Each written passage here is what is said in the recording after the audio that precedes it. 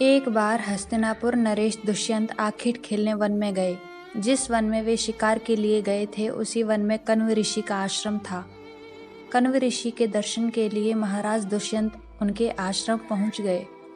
पुकार लगाने पर एक अति लावण्यमयी कन्या ने आश्रम से निकलकर कहा, हे राजन, महर्षि तो तीर्थ यात्रा पर गए हैं, किंतु आपका इस आश्रम में स्वागत है।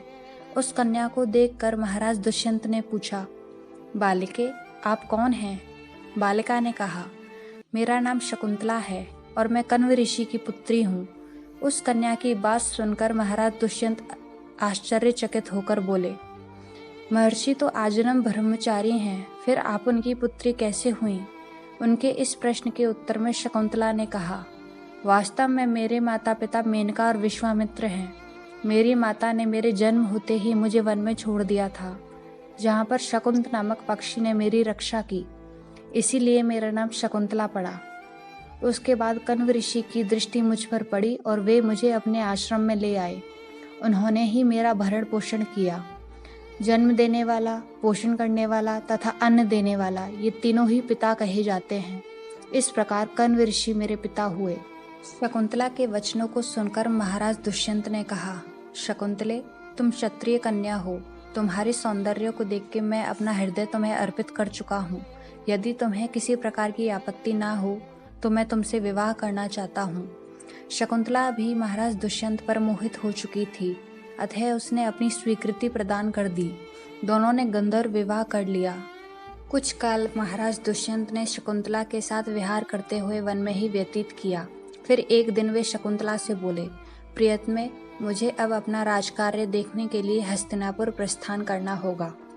महर्षि कण्व के तीर्थ यात्रा से लौट आने पर मैं तुम्हें यहाँ से विदा कराकर अपने राजभवन में ले जाऊंगा। इतना कहकर महाराज ने शकुंतला को अपने प्रेम के प्रतीक के रूप में अपनी स्वर्ण मुद्रिका दी और हस्तिनापुर चले गए। हुआ ये, एक दिन उसके आश्रम में दुर्वासा ऋषि पधारे। महाराज दुष्यंत के विरह में लीन होने के कारण शकुंतला को उनके आगमन का ज्ञान भी नहीं हुआ और उसने दुर्वासा ऋषि का यथोचित स्वागत सत्कार नहीं किया। दुर्वासा ऋषि ने इसे अपना अपमान समझा और क्रोधित होकर बोले, बालिके, मैं तुझे शाप देता हूँ कि जिस किसी के ध्यान में लीन होकर तूने मेरा निरादर किया है वह तुझे भूल जाएगा।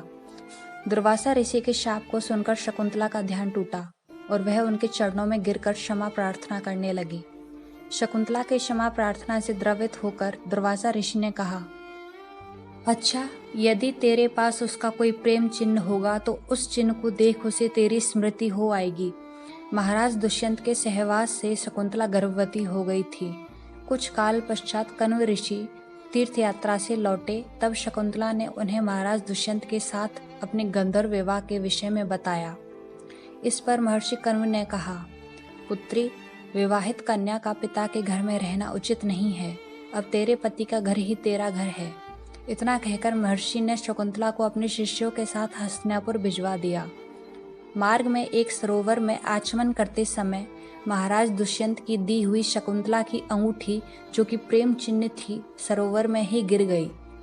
उस अंगूठी को एक मछली निगल गई। महाराज दुष्यंत के पास पहुंचकर कण्व ऋषि के शिष्यों ने शकुंतला को उनके सामने खड़ी करके कहा, महाराज, शकुंतला आपकी पत्नी है, आप इसे स्वीकार करें। महाराज तो दुर्वासा ऋषि के शाप के कारण शकुंतला को विस्मृत कर चुके थे, अतः उन्होंने शकुंतला को स्वीकार नहीं किया और उस पर उल्टा होने का लांछन लगाने लगे।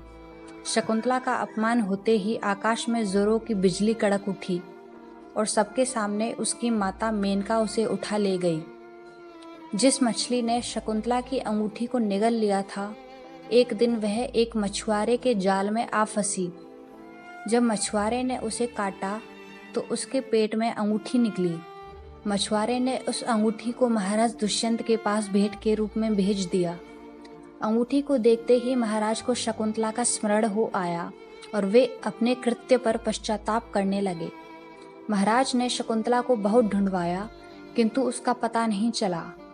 कुछ दिनों के बाद देवराज इंद्र के निमंत्रण पाकर देवासुर संग्राम में उनकी सहायता करने के लिए महाराज दुष्यंत इंद्र की नगरी अमरावती गए।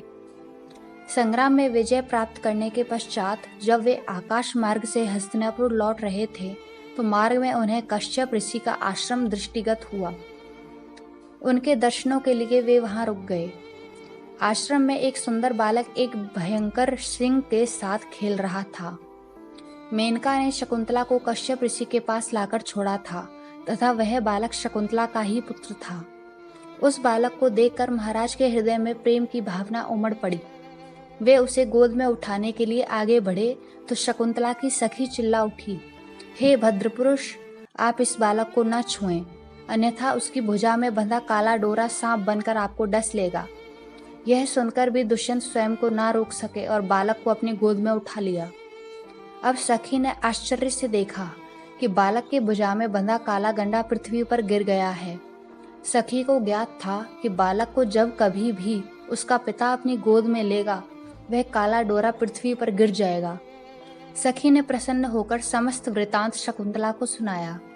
शकुंतला महाराज दुष्यंत के पास आई। महाराज ने शकुंतला को पहचान लिया।